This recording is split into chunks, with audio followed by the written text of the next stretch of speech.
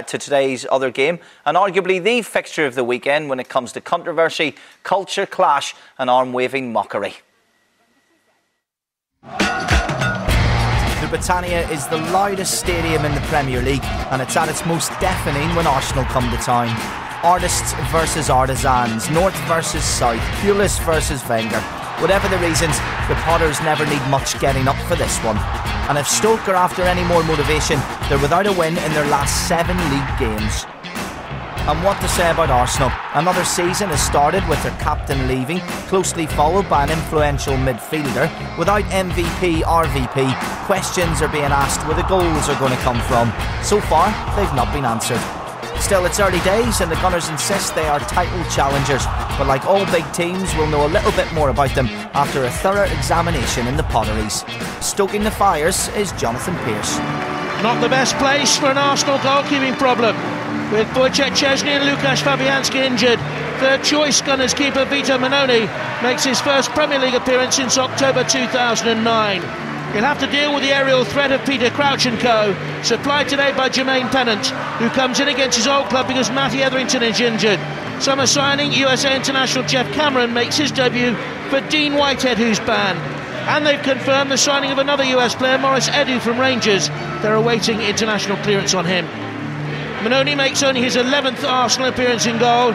Olivier Giroud, whose goals took Montpellier to the French title last season, makes his full debut, with Theo Walcott dropping to the bench and Łukasz Podolski moving wider. Last season they were virtually out of the title race by the end of August. A defeat here today would be deeply unsettling. A raucous atmosphere, as there is for every home game against Arsenal here at the Britannia. A chance here now for Catley, the summer signing from Wolves. He's taken on his man, goes wide, dangerous ball in, good header away by Vermaelen. Beat Mertesacker, who seemed to be out of position at the near post. Crouch with a header down, offside, won't count. Waters got in. Simon Long's flag. Let's have a look. He's on, he's on, he's on, he's off. Good decision. Interesting comments by Tony Pulis in his match programme notes today. He says that Stoke must never take their eye off the ball because this league is truly relentless, and the secret of his club is pushing on by striking a balance. Investment at first team level has been first class, but must, he believes, be maintained. Diaby.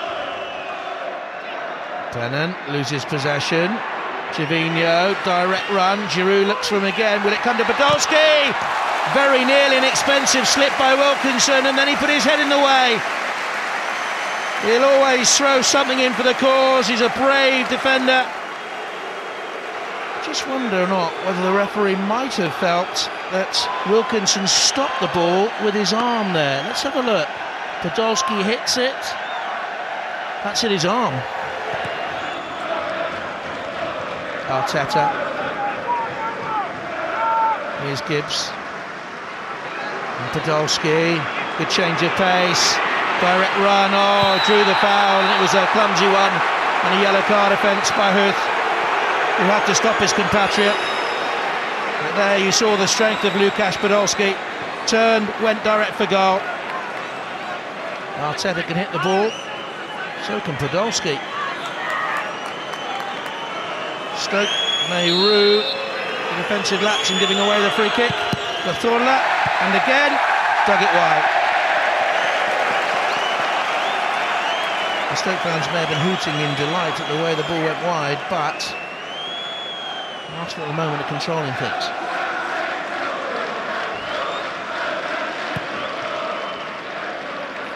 Magnificent pass, Gibbs. Podolski. Diaby. Cazorla with the touch. Podolski. Cazorla. Back to Podolski, he's looking lively. He wanted to move the ball before he felt he could settle to have the shot, but he's been Arsenal's best forward so far. Podolski looking as if he's working up a good relationship with Cazorla. Scored 97 goals in German league football for Cologne and Bayern Munich. Diaby into Giroud. Podolski back to Diaby. Nearly got it again. Booth will steer it out. And he finds Walters. Arteta the wrong side. Crouches on the far side of the box, guarded by Mertesacker. Arteta's body got in the way. Now Keightley. All good effort. Well dealt with by young Mannone. Best we've seen from Stoke so far.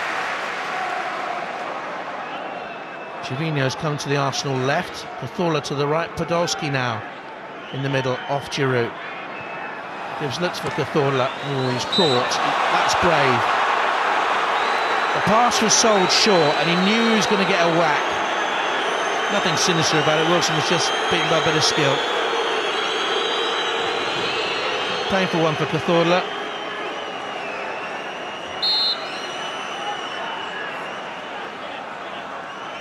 Arteta, Cazorla.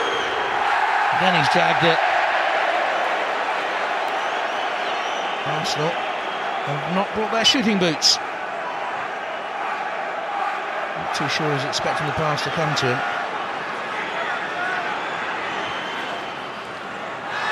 Arteta, twisted, might have been caught as he turned. Cazorla, better efforts. Well dealt with. It's Santi Cazorla against Stoke at the moment.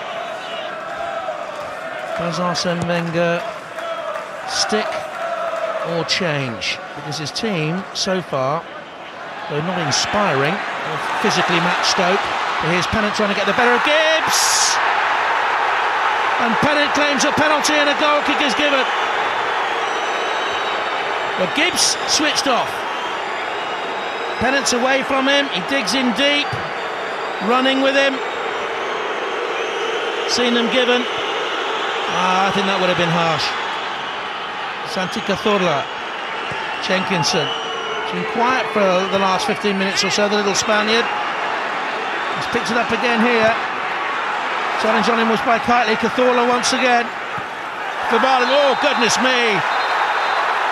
That's a rash challenge by Wilkinson. He's always been a committed defender. Doesn't pull out of challenges. Well, it's a cautionable offence, but that was excessive force in a very dangerous position for Stoke. Arteta straight at the wall. Little imagination there. Gibbs over the top. Oh, Begovic didn't even have to make a save. And the Britannia Stadium once again will be a very difficult place from which to take points this season. That's a foul.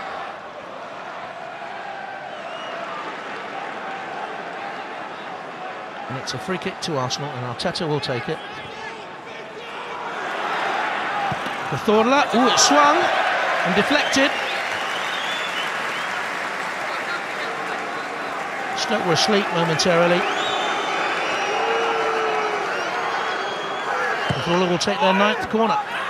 Oh, he was in space and he should have done better with it.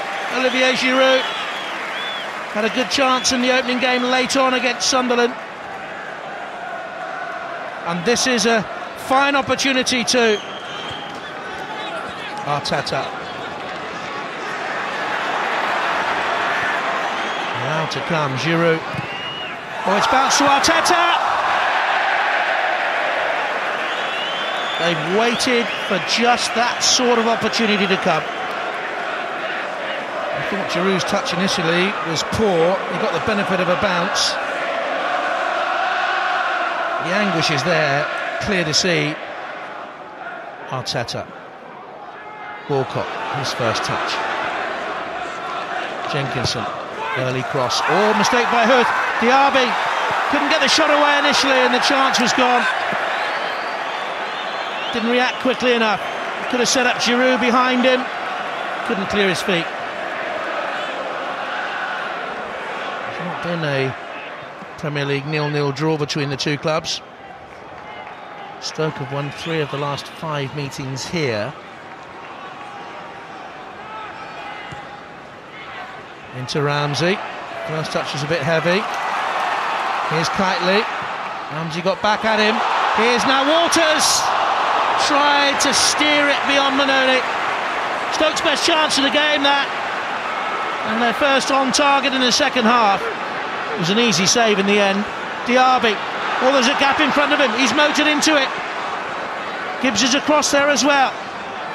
Oxlade-Chamberlain has slipped away from his marker. Picks it up now.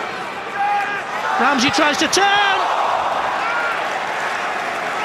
Well, that would have been sweet for him. Turned not exactly into space. There were two defenders in front of him.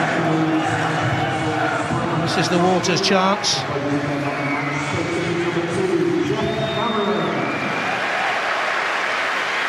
His team could have won it there and then.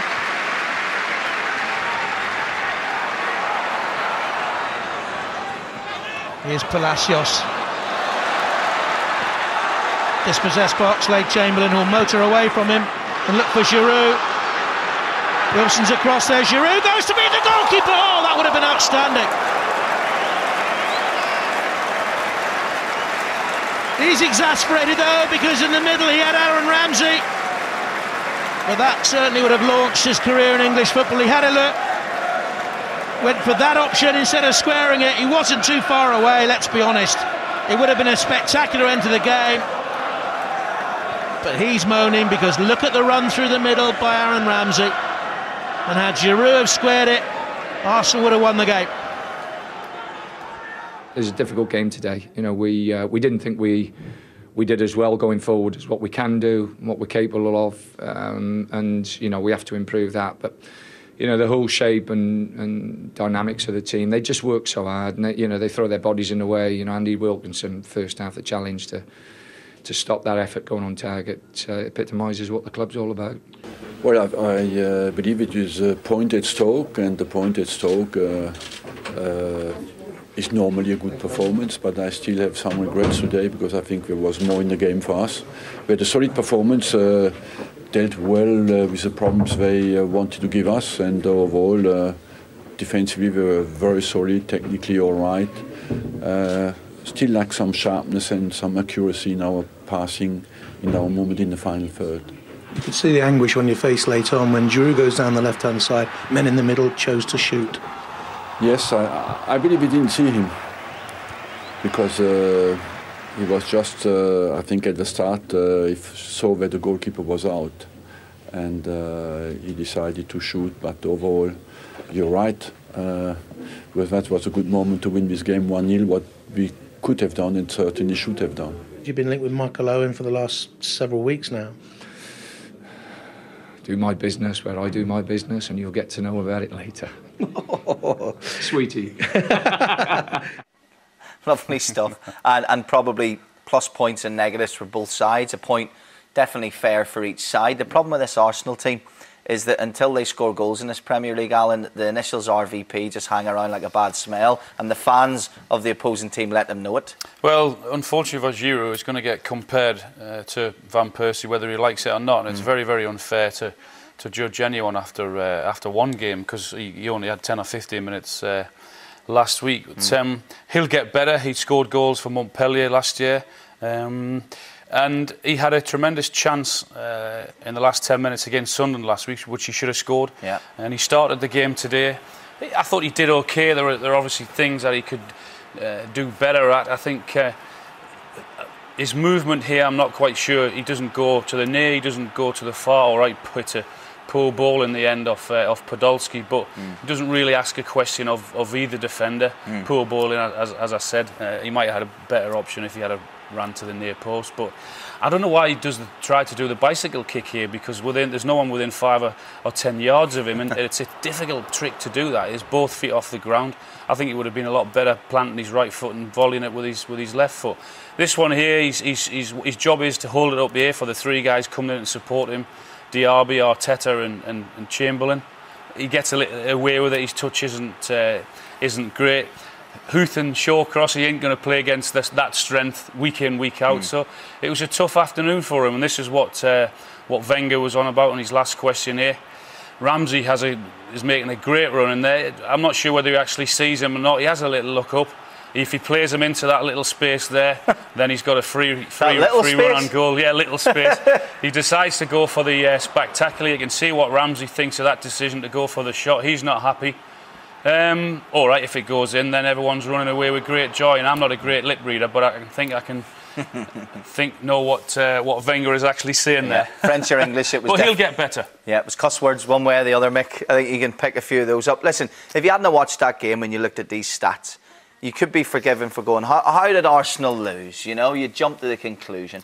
But there's things you can't measure, and we've got to be really worried about this because we're all in agreement. Stoke deserved a point, no doubt. Yeah, they did, and Arsenal's just said a point at Stoke is a good point. And all those stats, you know, I don't know how many really good shots they had, or really good chances they had. It was a good point for both of them, I think. But there's only one stat that counts. Yeah. The result. And do you know what has to be said as well? Discipline for Stoke today. Was it one yellow card? I mean, there was only one real red mist moment as well. Al? I thought it was defences without doubt had the better of the game today. There was not a lot of forward play from either side, but Mertesacker I thought was excellent. Van Marlen was excellent. Huth and Shawcross were excellent.